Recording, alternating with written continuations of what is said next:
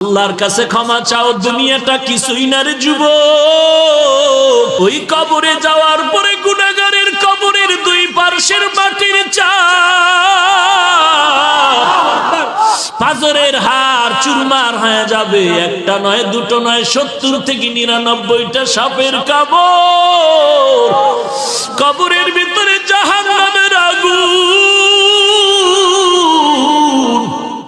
এরে বান্দা, এখনো কি আল্লাহর রাস্তায় ফিরে আসবি না?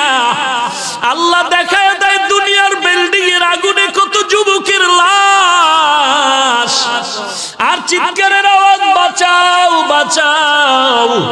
একটু চিন্তা করে দেখ, যখন আগুন লাগছিল শরীরের মধ্যে তখন ওদের কেমন লাগছিল, অবস্থাটা কেমন হয়েছিল।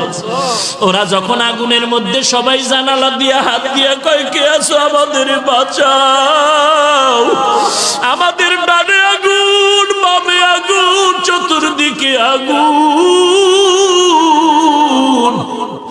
এই দুনিয়ার আগুন থেকে হাজার হাজার হাজার তাপের মাত্রার আগুন হবে জাহান্নামের আগুন। এরে যুবক, পায়ে হাত রেখে বলি, পাও দুইটা আগাইয়া দাও। আমি তোর পায়ে ধরে বলি, আর গুনাহ করিস না রে যুবক, আর গুনার পথে যাইও না। নামাজ পড়ো, পর্দা করো, মা বাবার খেদমত করো, আল্লাহ ওয়ালাদের দোয়া নিয়ে চলো। আল্লাহর কাছে ক্ষমা চাও, দুনিয়াটা কিছুই না রে যুবক। পায়ে হাত রেখে বলি।